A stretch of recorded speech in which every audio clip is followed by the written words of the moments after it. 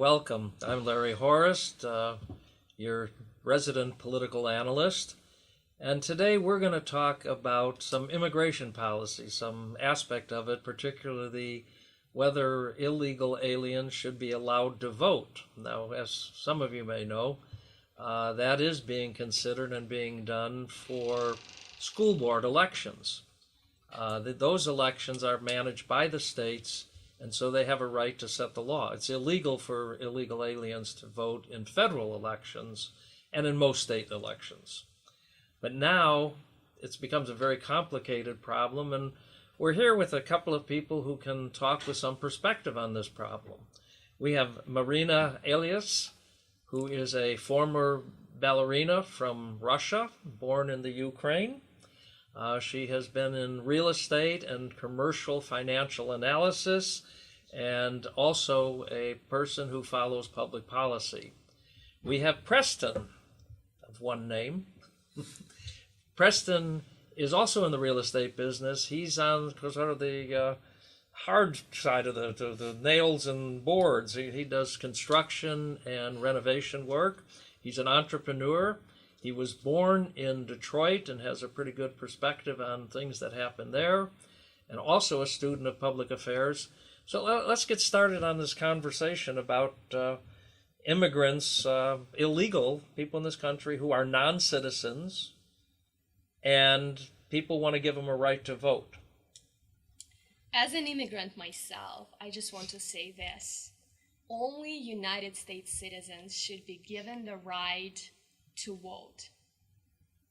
It is, in my opinion, it is an honor, it is a privilege to have this right to vote and participate in the political conversation, which only United States citizens who are legitimately paying taxes and participating in creating a better nation should be involved in the voting election process.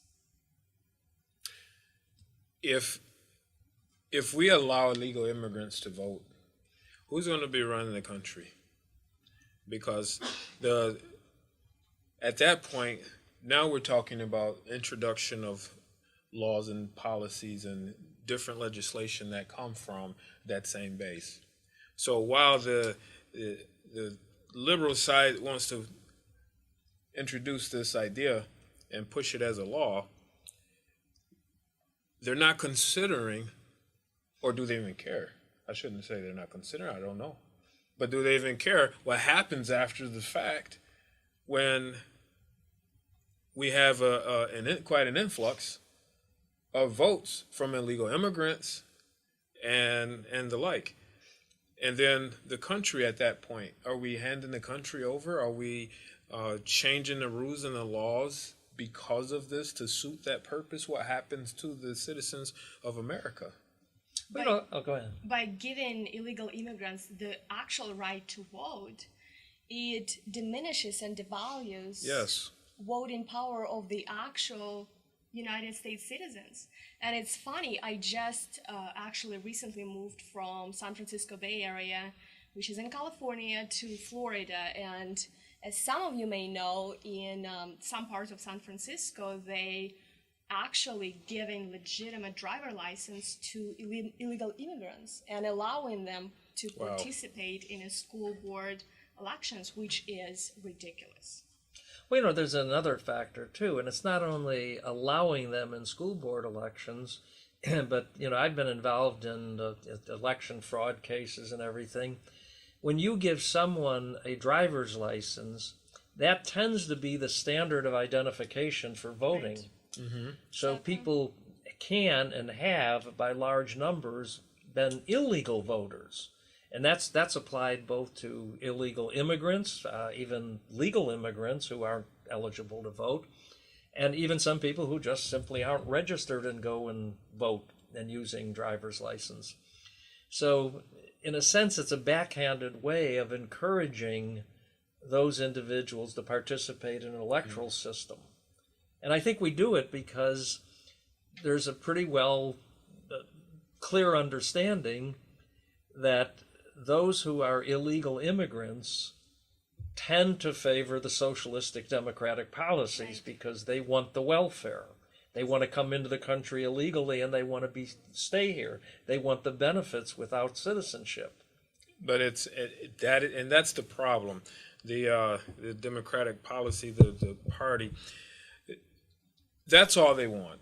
They know illegal immigrants will vote for them, number one, but that's part of a small piece of a bigger picture. They also want to introduce a bill that will allow for us to lower the voting age from 18 to 16. So they're doing this because they're trying to get more votes, and that's all they care about. They're not concerned with the fabric of America. They're not concerned with what our Constitution was built and based on, what our livelihood is about, the citizens that's already been in this country following that. They're, with this loose and liberal, rhetoric, they're taking all these ideas and saying, hey, maybe that could work. Let's introduce that. Let's turn it into a law. Let's change the law to suit our purpose. Our purpose is what? To get more votes. So does that work for me? If I'm perhaps in a legal situation, can I change a law to help myself out? Apparently.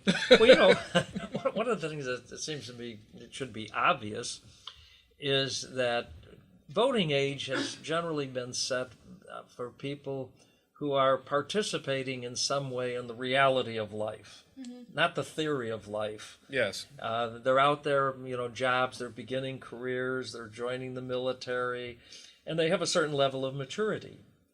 I think that dropping the age to 16 makes no more sense than dropping the age to 6. If I said 6, everybody'd say, well, a 6-year-old is certainly not qualified to make those kind of decisions at that level of maturity.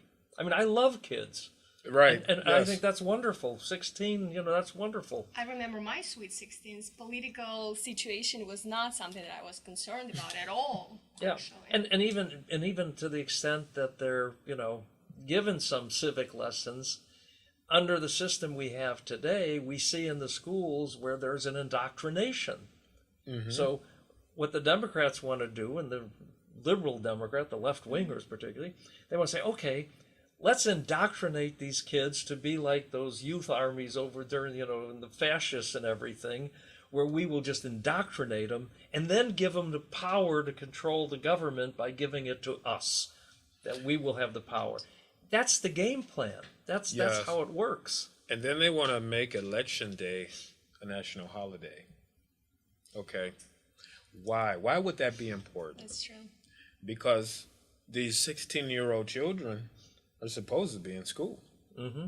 So if we make it a national holiday, oh yeah, you can get out of school so that you can go and vote. Mm-hmm. For us, not that we really care about you, but we need your votes. Right. That's right. Yeah. Well, I'll tell you, one of the things that I've sort of been opposed all along is even the extended voting period. Mm-hmm. I sort of liked voting day because you can't plan campaigns and people can do a lot of mischief. Mm-hmm. Now, I'm sort of jaded. I got to. I come from Chicago. I investigated elections, a lot of them. I've seen every corrupt, crooked thing people can do to gain election. I've seen hundreds of thousands of votes stolen. Mm-hmm. And when I see these kind of programs, all I see is open doors to corruption. Mm-hmm. Right. When you have, in California, as a matter of fact, they legalized you going around collecting everybody else's ballots and everything. Right. That used to be illegal. Oh. You had to do your own ballot. Mm-hmm. They legalized it, and the same practice was kicked out a congressional campaign in the Carolinas. That's what's happening in Russia.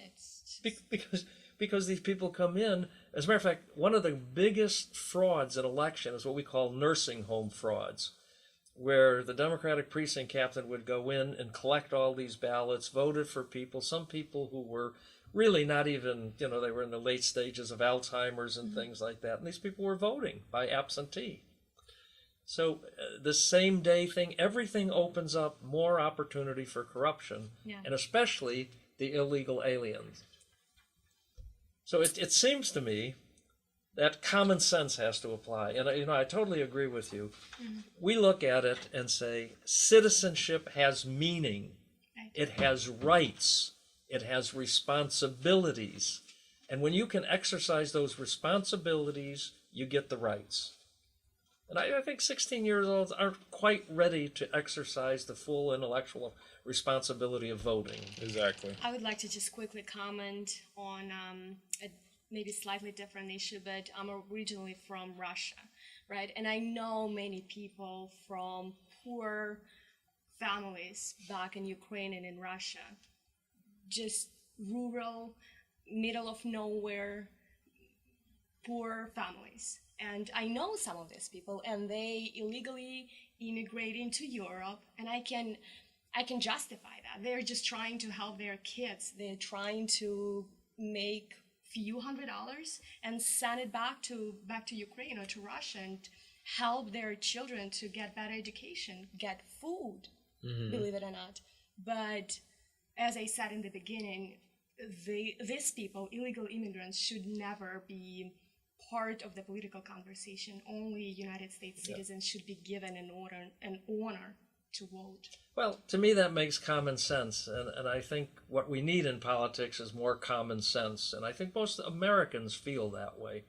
So let's wrap this up for today, and I thank both Marina and Preston for being with us, and we'll have more subjects, and they'll be joining us in the future. So thank you for having us. Thank you so much. Goodbye. Bye. Bye-bye.